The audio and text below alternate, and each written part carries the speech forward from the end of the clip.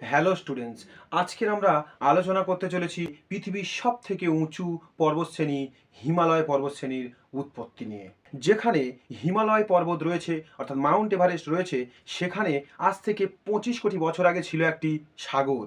আজ থেকে প্রায় 25 কোটি বছর আগে পৃথিবীর সকল মহাদেশ একত্রে অবস্থান করত। একত্রে অবস্থানকারী মহাদেশগুলোকে বলা হতো প্যানজিয়া। আর এই প্যানজিয়ার চারিদিকে ছড়িয়ে ছিল জলভাগ, আর এই সমগ্র জলভাগকে বলা হতো প্যানথালাস। পরবর্তীকালে প্যানজিয়া দুটো ভাগে ভাগ হয়ে যায়। একটা চলে যায় উত্তর দিকে, আরেকটি চলে যায় দক্ষিণ দিকে। উত্তর দিকের অংশকে বলা হয় লরেশিও এবং দক্ষিণ দিকের অংশকে বলা হয় গন্ডোয়ানা ল্যান্ড। আমাদের ভারত গন্ডোয়ানা ল্যান্ডের মধ্যে অবস্থান করছিল।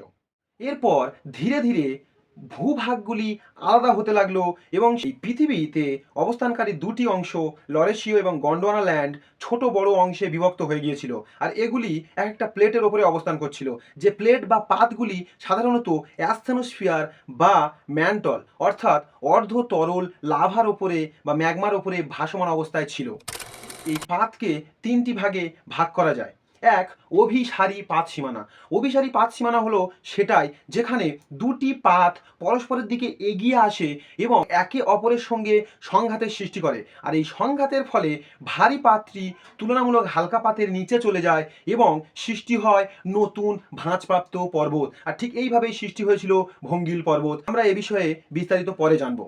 এরপরে আসছে অপসারী পাত সীমানা, যেখানে দুটি পাত পরস্পরের থেকে বিপরীতে সরে যায় এবং পাতের নিচে থাকা লাভা ম্যাগমা বাইরে বেরিয়ে আসে এবং তৈরি করে আগ্নেয়জাত পর্বত। 3 নম্বর পাত সীমানা হলো ট্রান্সফর্ম বা নিরপেক্ষ পাত সীমানা। দেখো, এখানে দুটি পাত পরস্পর পাশাপাশি চলাচল করে, একে অপরের সঙ্গে সংঘর্ষের সৃষ্টি হয় না। খুব অল্প সংখ্যক স্থানে সংঘর্ষের সৃষ্টি হয়। পৃথিবীর বিভিন্ন মহাদেশ মহাসাগর ছোট বড় পাতের ওপরেই ভাসমান অবস্থায় রয়েছে। বড় পাতগুলোকে সাধারণত 6টা ভাগে ভাগ করা যায়, আর ছোট পাত সাধারণত 20টি ভাগে ভাগ করা যায়। এই 20 এবং 6 26টি পাত নিয়ে পুরো পৃথিবী। এছাড়াও কিছু কিছু পাত দেখতে পাওয়া যায় যেগুলির উল্লেখ খুব কম স্থানে পাওয়া গেছে। আজ থেকে প্রায় 14-15 কোটি বছর আগে ভারত গন্ডোয়ানা ল্যান্ড থেকে আলাদা হয়ে যায় এবং প্রতি বছর 15 থেকে 20 সেন্টিমিটার করে সরে আসতে শুরু করে। আজ থেকে 5 কোটি বছর আগে ভারতীয় পাত আরও সরে আসে এবং ধাক্কা মারে ইউরেশীয় পাতকে, এবং তেথিস সাগরের মাঝে অবস্থিত পলিগুলি ভাঁজপ্রাপ্ত হয়ে তৈরি করে ভাঁজ জাতীয় পর্বত, যেটাকে আমরা হিমালয় পর্বত নামে জানি।